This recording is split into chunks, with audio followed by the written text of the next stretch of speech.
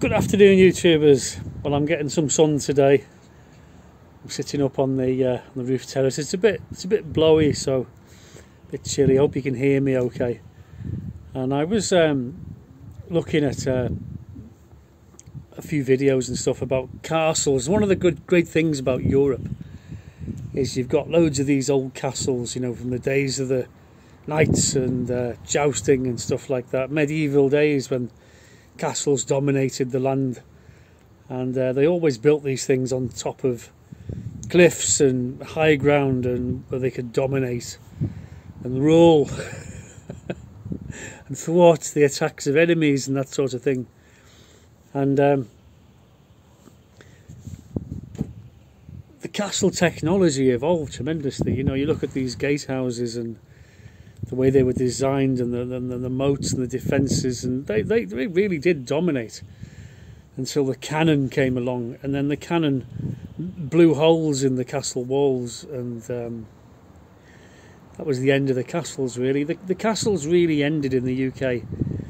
Well, it wasn't the UK then, in England, in the English Civil War, because the Royalists and the Parliamentarians fought each other for goodness knows how many years, and it was a while, and most of the castles got seriously damaged beyond repair during that war. I think the very last castle to fall was Harlech Castle in North Wales, which is my favourite castle, by the way, so far. And when that fell, the war was over and the Parliamentarians had won. And what the Parliamentarians did is they went around blowing these castles up. They packed them with explosives and blew them away. You know, blew big holes in the defences, so they were completely undefendable. And of course they refused to give permission for people to repair them. And so that was the end of the castles. They thought there was no point in building them. But I found out something recently which I didn't realise. The mortar they made the castles out of, they used lime and sand. Lime mortar.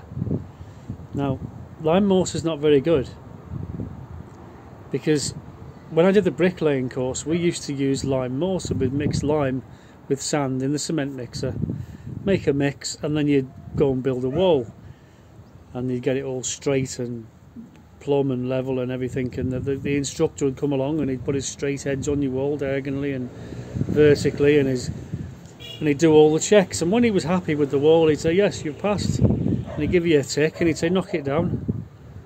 And what he did, he took a lump hammer to the first brick, pop, and the first brick just broke off.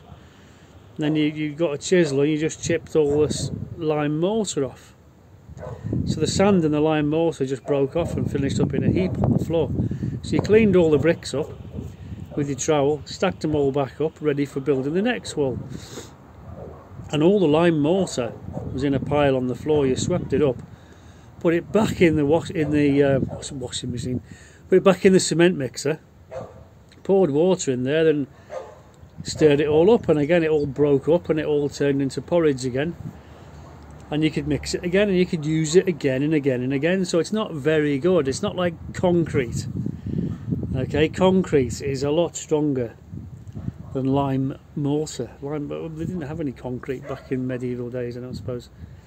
Although the Romans had concrete, and those Roman buildings that they built in ancient Rome are still there. So, during the Second World War, here we go again, the Germans thought, well, how thick have we got to build things out of concrete before they become bomb-proof, bulletproof, and whatever else proof? So, gosh, I should have brought my sunglasses. So they actually went out into the woods, and they built concrete walls to different thicknesses, and they fired artillery guns at them until they found the correct thickness, the correct mix, and the artillery shells bounced off, and they thought, right, that's it, that's how thick we need to build our bunkers. And they went on to build two particular things that strike my mind. One was the U-boat pens in Saint Nazaire, and they had extremely thick concrete roofs, and they were bomb-proof. You could bomb them all day long. Submarines were fine inside. The RAF had to come up with a bunker buster bomb, with one bomb that the aircraft could carry. One bomb. Was it a tall boy or something like that? It was an enormous, great bomb, just to bomb what, and all it did was put one hole in it. And so they were bomb-proof, they were bulletproof, they'd be missile-proof, and they built Flack towers in Germany. They built them in Hamburg, in Berlin. Dirty, great towers, bristling with anti-aircraft guns on the top. And nobody wanted to go near them with aeroplanes because they could put up an umbrella barrage of anti-aircraft fire. And they were deadly, absolutely deadly. And towards the end of the war, people used to hide in them in Berlin. And when the Russians arrived, they couldn't get in them. The British arrived, these things were bulletproof. They'd been shelled, they'd been bombed, they'd done everything to them, and they were still standing, and they were fine. And I think the people surrendered in the end. They all came out. And so the British and the Russians and the Americans were looking at these Flak towers thinking, well, that's a bit of a thing, isn't it? And we'll have to blow them up. So the British got loads and loads of explosives, and engineers drilled holes everywhere, packed one with explosives. Boom! And it was still there. So they had to blow it up all over again.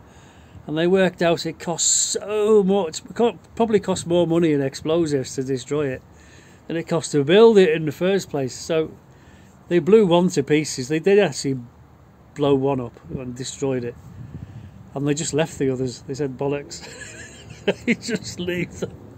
And they're there to this day. So the point I was getting to with castles is this.